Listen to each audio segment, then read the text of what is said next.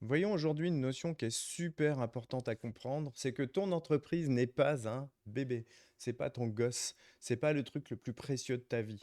Ça ne doit en tout cas pas l'être. Une entreprise, comme un placement financier, c'est un actif. C'est comme si c'était un lingot d'or. Ton lingot d'or, tu dors pas avec, tu le chouchoutes pas avec, tu y penses pas la nuit tout le temps.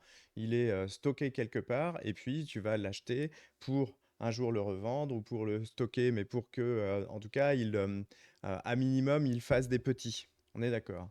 En vrai, un bébé, si ton entreprise, c'est ton gosse, c'est aussi important que ça. Tu dois t'en occuper jour et nuit. Tu dois faire trop de choses pour qu'il fonctionne quelque part. Un actif, il doit travailler pour toi, même quand tu dors. C'est ça la différence fondamentale, réellement, entre être un artisan qui a une entreprise et être un entrepreneur avec une base artisanale.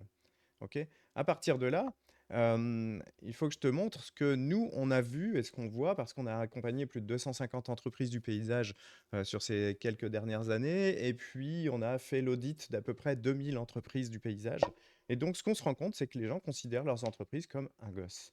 Quand on considère son entreprise comme un bébé, le problème, c'est que tu vas être hyper affectif. Chaque chaque problème doit être résolu par toi, chaque critique, ça te touche personnellement. L'émotion, c'est vraiment le guide absolu des décisions. Tu n'as pas de stratégie, en fait, la plupart du temps.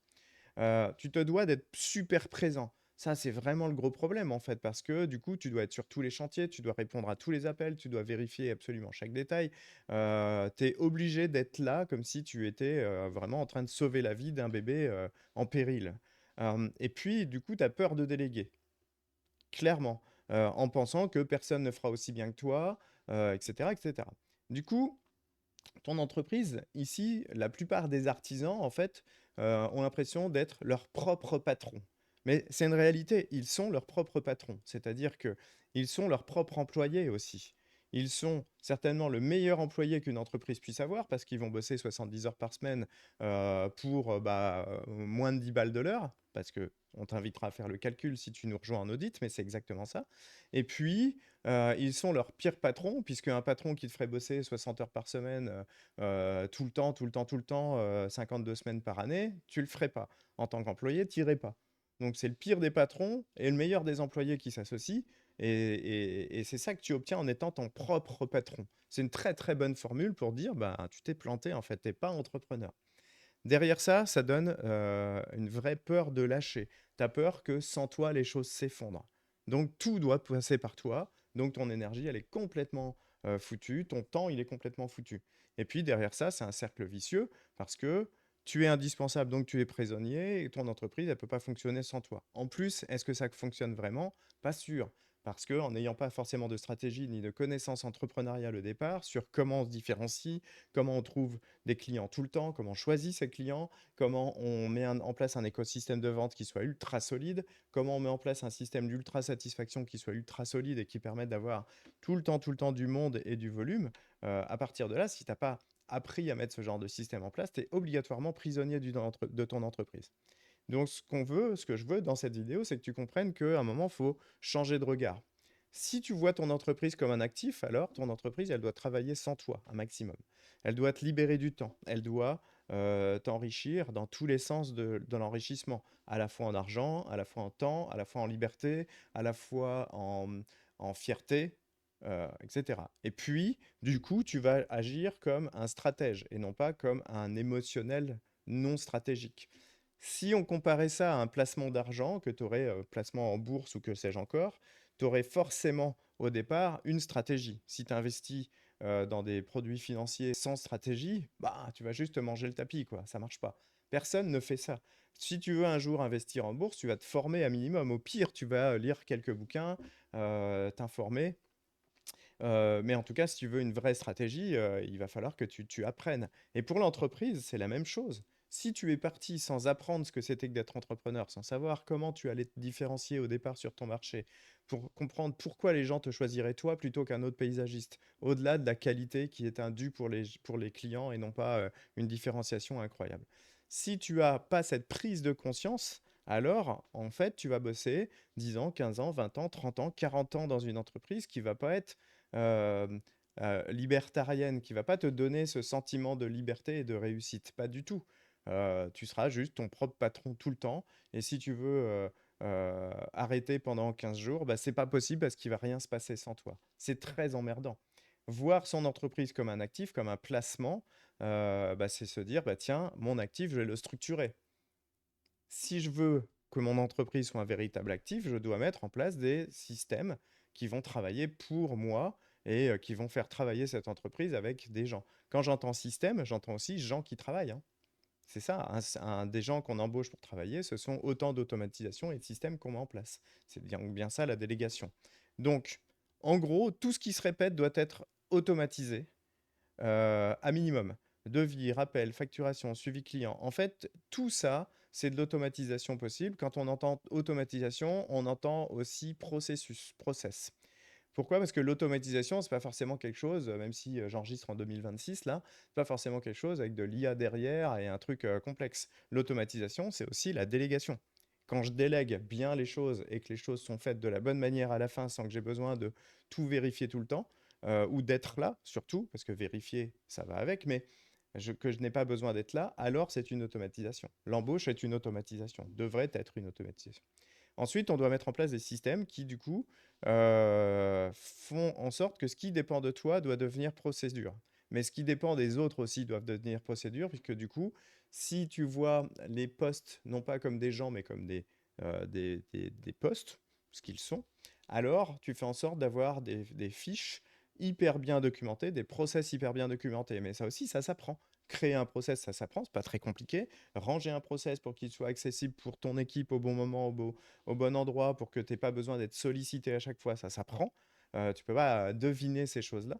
Et puis, ça te permet de standardiser un maximum de choses pour avoir un niveau de qualité qui est bon, constant, au minimum. Et puis, surtout, pour pouvoir te dire, bon, bah, puisque ça fonctionne sans moi. Et c'est quand même ça l'idéal. Et puis, bien sûr, derrière ça, tu dois avoir la possibilité de déléguer. Ton cerveau, c'est pas ton agenda. Tu dois former tes équipes ou faire former tes équipes, faire confiance, lâcher prise sur tout ce qui a pas de valeur ajoutée que tu te coltines encore. Et puis surtout, toi, ton temps de travail, ça doit être de la stratégie, pas de l'exécution. Tu dois te dire, bah voilà, mon entreprise est ici aujourd'hui, je voudrais l'emmener là-bas, ce qui veut dire apprendre à fixer des objectifs qui sont ambitieux et réalistes et temporellement définis et mesurable surtout. Tu dois pouvoir avoir mis en place un système de mesure qui te dit je pars d'ici, je veux arriver là, voici les étapes que je dois franchir et voici comment je mesure que j'ai franchi ces étapes. Bref, apprendre à gérer réellement une entreprise, donc à devenir réellement entrepreneur. Si je regarde l'analogie de l'argent, personne ne place son argent au hasard, à moins que tu aies fait confiance à ton banquier qui t'ait fait mettre tout ton argent sur un livret A rémunéré moins que l'inflation. Donc, auquel cas, tu perds de l'argent à chaque fois que tu as de l'argent sur un livret A. Mais si tu n'as pas de placer de l'argent un jour, bah, le jour où tu en as, et je te le souhaite, bah, tu vas te former, tu vas te dire, va falloir que je comprenne un peu comment fonctionnent ces choses-là avant de faire n'importe quoi, ou te faire accompagner, ou aussi te diversifier. Parce que si tu mets tout dans ton entreprise, c'est une possibilité, mais si tu as su libérer du temps, c'est dommage de s'arrêter là. Parce que tu peux demain avoir des participations dans d'autres entreprises, avoir tout un tas de choses qui s'ouvrent dès l'instant que tu as libéré ton temps. Et puis, tu vas chercher, comme en placement financier, des intérêts composés.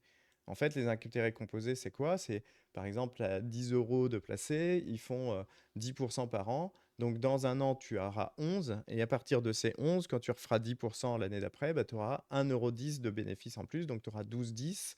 Et puis ensuite, on refait le 10% sur ces 12. Donc, tu auras 1,21 €, etc., etc.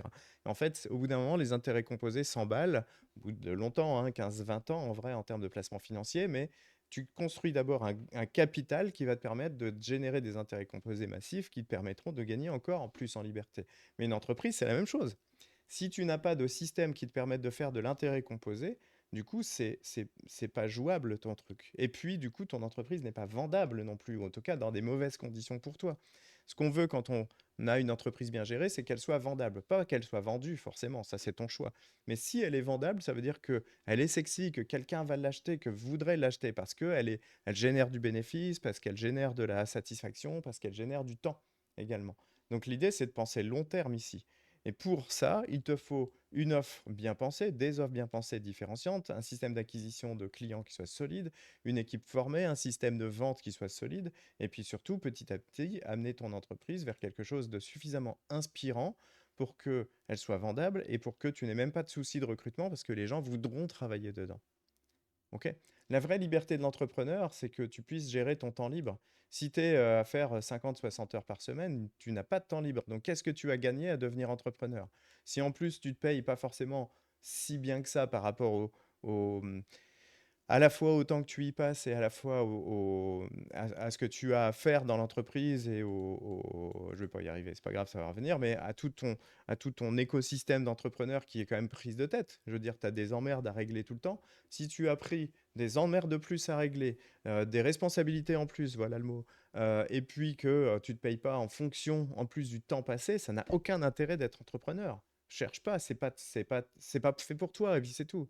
Si par contre tu veux savoir gérer du temps, avoir une vraie sérénité, des marges solides, avoir de la prévisibilité, c'est super important, et puis avoir une vraie valeur à la revente, comme je viens de te le dire, ben, c'est qu'il faut que tu arrêtes d'être papa de ton entreprise ou maman de ton entreprise, mais que tu en sois l'investisseur.